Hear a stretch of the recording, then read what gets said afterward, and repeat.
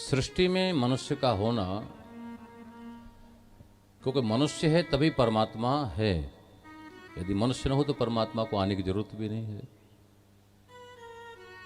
तो सृष्टि की सर्वश्रेष्ठ घटना क्या है? ईश्वर का अवतरण।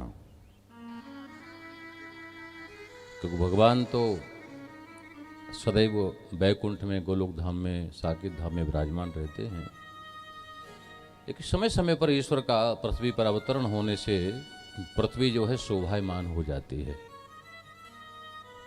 तो यहाँ पर कथा में बड़ा सुंदर ये प्रसंग भगवान सुखदेव बता रहे हैं कि जब भगवान के प्रकट होने का समय आया तो सबसे पहले भगवान प्रवेश कहाँ पर करते हैं? भगवानपि विश्वात्मा भक्तानाम अभयंकरः आविशेषांश भागेन मनः आनकदुंधभिः। सुखदेव भगवान बता रहे हैं कि राजा,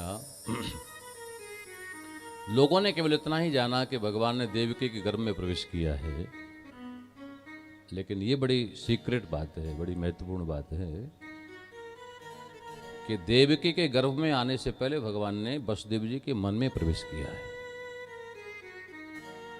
ठीक है ना? अब देखो, ईश्वर यहीं से हमसे श्रेष्ठ हो जाता है। जीवात्मा जब आता है संसार में तो उसका पहला प्रवेश होता है जल में, फिर होता है अन्न में, फिर अन्न को उसका जो पिता होने वाला है वो जब खाता है तो उसके द्वारा जो भी शुक्राणु बनते, फिर इस क्रम से हम लोग गर्भ में आते हैं। अब ईश्वर का आने का क्रम ये है कि ईश्वर जब वो आएगा तो पहले मन में आएगा।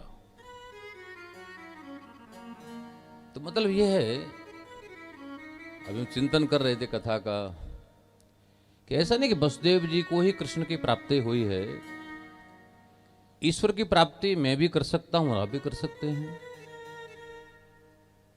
क्योंकि ईश्वर का जो आने का जो क्रम है वो न तो दशरथ है न वसुदेव है, उनका आने का क्रम है मन। वो पहले मन में आएगा। यदि महाराज दशरथ की भी कथा पढ़ेंगे तो वहां पर भी पहले मन में ही प्रवेश किया राम जी ने। जब दशरथ जी को पहले ग्लानि हुई कि मेरा चौथापन आ गया, तो मन में बड़ी ग्लानि हुई। तो वो जो ग्लानि है वहीं से ईश्वर की अवतरण की कथा प्रारंभ, यानी वहीं से क्रम प्रारंभ होता है। तो बस यही बात है।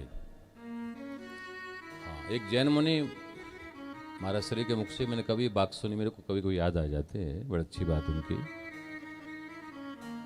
वो कह रहे थे कि महाराज जैसे हम लोग जन्माष्टमी पर कृष्ण का जन्म मनाते हैं, रामनवमी पर राम का जन्म मनाते हैं, तो आखिर ये सब करने के पीछे कोई ना कोई बात है। मतलब ये करते रहना है, लेकिन वो कब तक करते रहना है ये भी हमको सोचना है। तो उन्होंने बड़ी सुंदर बात कही कि ये सब बाहर जो है कृष्ण का जन्म है कि राम का जन्म है, वो तब तक करना है जब तक तुम्हारे मन में ईश्वर प्रकट न हो जाए। ये बड़ी सुंदर बात कही उन्होंने महाराज श्री ने। बस यही बात है कि ईश्वर जब वो संसार में आता है तो सबसे पहले किसी श्रेष्ठ महान आत्मा के मन में उतरता है वो। इसलिए आप लोगों से कहा जाता है भाई प्रेम करो, प्रेम करो, क्योंकि प्रेम जो है मन का स्वभाव है। और ईश्वर भी जब प्रकट होगा तो गोस्वामी जी कहते प्रेम ते प्रगट होए में जाना, प्रेम ते प्रगट होए में जाना, हरि व्यापक सर्वत्र समाना,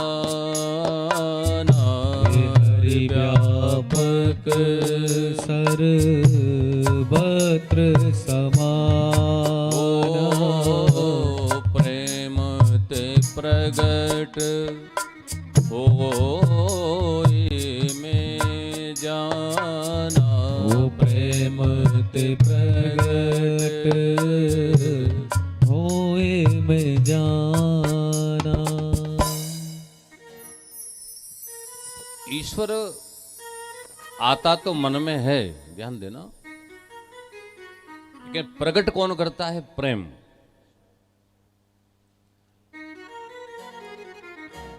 कल मुझे बड़ा अच्छा लगा, हमारे समलेश दीदी और माता जी अंगूरी जी, तो दोनों यहाँ पर कह रही थी, समलेश दीदी हमको, कि महाराज जी हमारा बड़ा प्रेम है, शुरू से हम दोनों बहनों में बहुत प्रेम है और हमें आपस में बड़ा अटैचमेंट है, बहुत प्रेम है। तो मुझे बड़ा अच्छा लग रहा था सुनने में ना। अच्छी बात है, ऐसा प्रेम होना चाहिए, ठीक है ना। आप यहाँ इतने दिन बाद मिले हैं सब, तो महाराज मैं तो बहुत आपके लिए चिंतन करता रहता हूँ कि आप लोग को एंजॉय करें, एक दूसरे से ऐसे मिलें, फिर पता नहीं ठाकुर जी को संयोग बनाते हैं मिलने का। बस 3-4 दिन का समय और है, जब तक हैं साथ में खूब प्रेम से आनंद लो एक दूसरे से। तो बस यही बात है।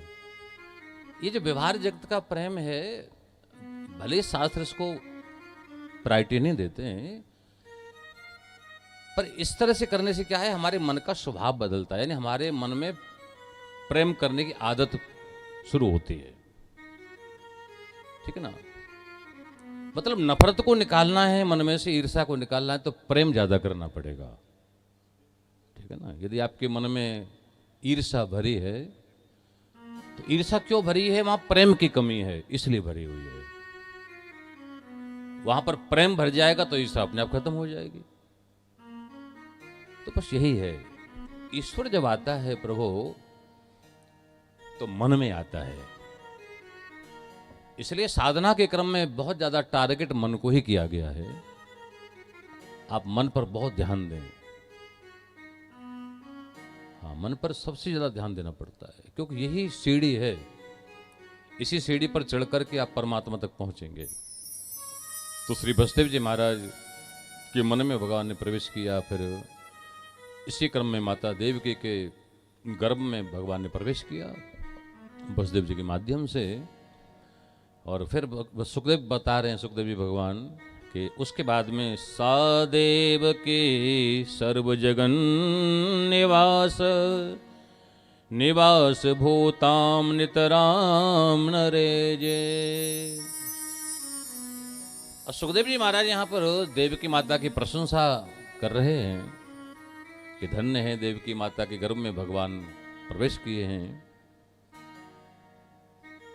अब देखो, भगवान जब मौका देते हैं हमको, तो जीवात्मा प्राय प्राय उसका लाभ नहीं उठा पाते। ये समझने की बात है।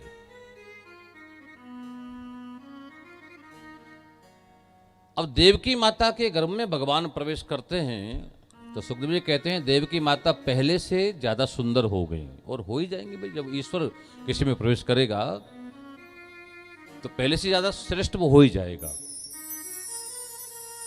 उसकी श्रेष्ठता को हर आदमी समझ सकता है। तो देवकी माता में जब ईश्वर का प्रवेश हुआ है तो श्रेष्ठ तो हुई, लेकिन फिर भी सुखदेव जी महाराज कहते हैं कि नितराम न रेजे, यानी जितनी श्रेष्ठ लगनी चाहिए थी, फिर वो उतनी श्रेष्ठ नहीं लग रही थी। अब दोनों बात यहां पर आप समझ लीजिए। ऐसा संसार में कोई नहीं जिसको ईश्वर नहीं प्राप्त है। अंतःकरण में सबके बैठा है वो परमात्मा।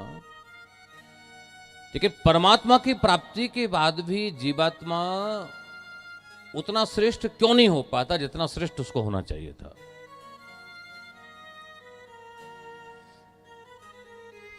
जब परमात्मा प्राप्त है जीवात्मा को, तुलसीदास जी कहते हैं, अस प्रभु हृदय अछत अभिकारी, और सकल जीव जग दीन दुखारे। अरे हमारा परमात्मा को लेके बैठे हैं हम और आप, और फिर भी हम दुखी हैं। इससे बड़ी मूढ़ता और क्या हो गया बताइए। तो आदमी क्या सोचता है कि पैसा और धन होने पर ही सब कुछ होता है। यहीं से आदमी जो है फिसल जाता है, गलत हो जाता है।